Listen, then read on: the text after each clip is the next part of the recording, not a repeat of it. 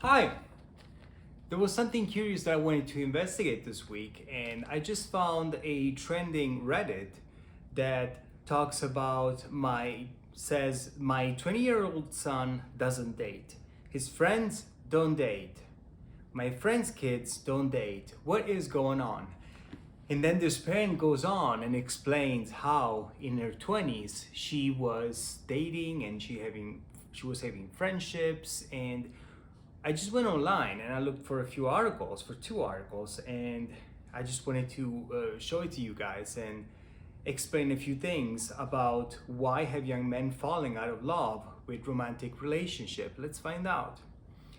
So, sex, numerous studies show, is going out of fashion. Young people aren't shagging much anymore.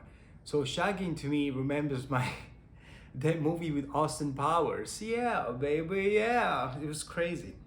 Beautiful movies. If you guys know humor from the early 2000s. So, a phenomenon that is being widely blamed on technology and online porn. It is not just sexual activity that's declining. Young men in the US appear to have fallen out of love with romantic relationships.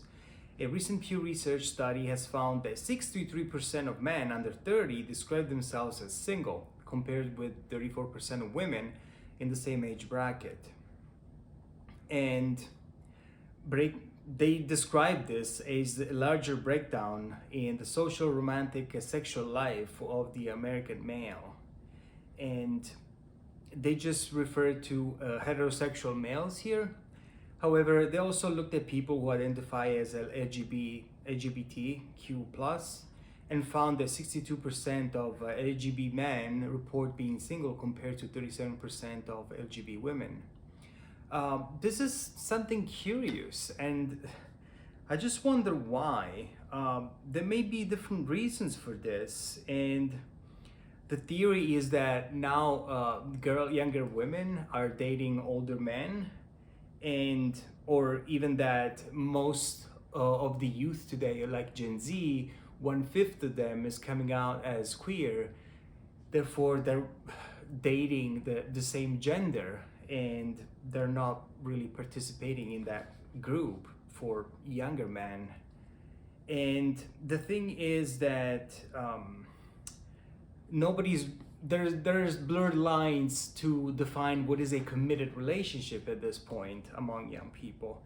And then the other thing is that um, the point is that there is a different feel for interpersonal relationships, and there is this the gap of having stronger individualities, and most people find their meaning in identity and in finding my happiness or what's important for them, so if they try to appease their own needs, and it looks like we're drowned in a wave, an electronic cloud of social media, electronic consumption, materialism.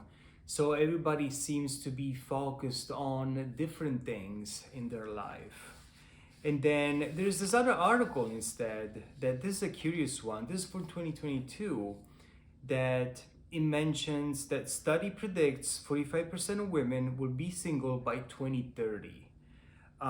It's estimated that 45% of women ages 25-44 will be single by 2030, according to a study by Morgan Stanley. With the modern dating market, nearly half of women in their childbearing years will be without male counterpart. There are a few reasons for this prediction. And women are not marrying young anymore because there's more options, and getting married is no more the default option, of course, because there is we've reached full equality. Therefore, women also pursue careers nowadays, and they delay their creating a family. In this case, will be both male and females, because if you look at the average age now for getting married, it's way around the 30s, early 30s to get married. And so, what is this? The author here explains that childbirths are low due to this effect, of course. And there is not that much pressure to have children anymore. And also because um, she explains and says, we're told that to be a single woman is to be empowered. She's a strong, independent woman who don't need no man. She could take care of herself. She makes her own money, drives her own car, and pays her own rent. And then the same thing here says, but if a man is single, he's lonely. And they talk about the incel phenomenon that talks about a man who is involuntarily celibate. And the idea is that men would want a girlfriend, or at least a female partner, if they could have one. So the thing is that there is this gap, and I don't know how to explain this, because it's not the problem that men or women are single. Everybody chooses to do what they want with their life. Well, the thing is, to get to my point, is that you don't want to be alone. At least to my point of view, is life is already difficult, and we have the existential problems of being already in the world. Is not a problem that everybody has, or they think about it. But I think it's better to be with somebody that you can trust. And this is only my opinion, of course. And because it's difficult to be by yourself. And my point is, what is causing this? I think it's our times, modern society, and values change with time. Just think about like 20, 30 years ago. My grandmother, she had 11 children, or just think about it. She did not have a choice. My own mother, for example, she passed from her father to my dad to be married, and she was only 18. Just think about it. So by this talking about like 40 years ago, 45 years ago, times are really different. And that was in southern Italy. Just think about it. Talk about patriarchy at that time. I think that was really the meaning of it, patriarchy. So you had these women that would go from the father to the husband, and most of them would find the transition liberating, because you would just get out of from your father's grasp and then just go to your husband. But at least you had some saying, because you make your own destiny, but you still had a husband. And the relationship was pretty much transactional in the sense that my mom did not have agency because she didn't have a job, so the man was the only provider. And if we look at today, is very much different, and women have their own spaces, they have their own jobs, they make their own money, they're more independent. And at the same time, men are not the same. Just let's tell the truth. Just look at testosterone levels are lower now than from the past years, from a decade ago or 20 years ago. Just imagine what else there is. There is a strong individuality, and everybody's looking for themselves. There's not that propensity to find a partner or a relationship. Or if you take there's no monogamous relationships are not the norm anymore. Everything is different because the times change, plus social media, plus dating apps. People are not talking to each other anymore, so you're gonna have a lower chance of actually meeting somebody in person. And people would just go into this unlimited scroll, swipe right, swipe left, and most of them would just go and go for a fling. And then there's also this other thing. There's this phenomenon of hypergamy, that where women tend to find partners that are either at their own social status level, they equal or higher. So most women today are highly educated, and if we look at the percentage of college students, we can see that there's a 60-40, where the majority is women nowadays and 40% is males. So there's going to be this gap that you're going to have these hyper successful and educated women, while you have a less number of men that will be educated at that level, even if they may be doing menial jobs that have a higher value for society, like for example, like a plumber, a construction electrician, you know, these a welder. I mean, these super educated women are not gonna go and meet these guys because they will be two worlds apart, and that makes even the differences even wider. So what is the solution?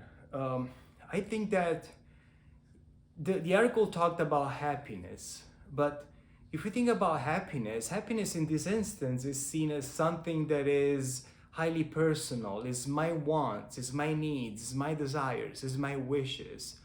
But I think that true happiness is shared. And of course, there's the trap that we may think that happiness as something that we want it to last for a long time. And some people make of happiness the purpose of their life, like something that we need to seek, and it's more for my happiness, it's for my joy, it's for my pleasure.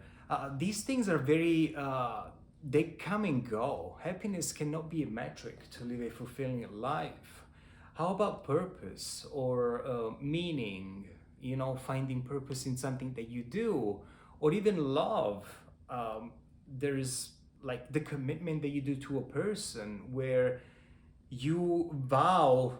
It doesn't have to be marriage in this case. You cannot even be married. You don't have to get married, but like the vow that you make to that person, the commitment that you make to that person, and you for them and them for you, of this mutual relationship of giving without expecting anything in return, if both partners feel the same.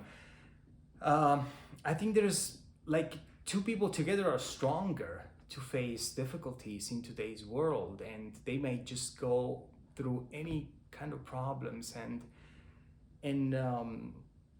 but unfortunately it's not the same, because people always think that the grass is greener on the other side.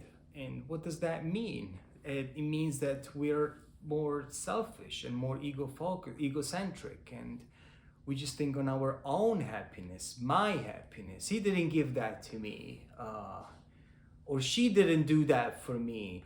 I think we need to go beyond the me and look at the we.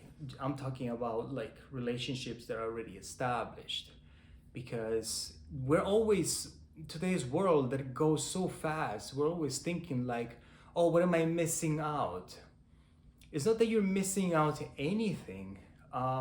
You just need to find that thing or that person that is right for you, and you might need to look for it, and it's not going to be easy, but it's still something that is worth trying and worth doing, because the alternative of being alone is not really something that I would be looking for. Just not talking to anyone for days, and you just go to work, or if you got friends, I expect you have a social life on that, to that extent. But having somebody that you truly trust, somebody that you can truly tell them your deepest secrets, and they tell you their secrets, it's something that magical that happens there. And that's something that you do just for them. And it's not just the sex. The sex is just transactional to that point. If you are somebody that looks at sex to have a quick fix, there's something wrong there too in the long run. It messes you up mentally, psychologically, because you don't have a true attachment once you share something special with that someone. But if you got a partner, I think it's something different. I don't know, maybe call me old-fashioned, but that's what I believe. And maybe I'm just thinking out loud here and trying to figure out as I go, as I speak. Times have changed, of course, and but that doesn't mean you have to change as well. You may need to have a set of principles that you go for, and you have your own standards, and also face today's world and today's challenges with your own principles that are immutable for you, but you can see and go through change, having your own values and keeping your self-worth and your dignity. And I think that's something worth considering overall. Well, I think that I said too much. I hope I didn't say anything stupid. You guys just let me know, and I'll see you next time. Bye.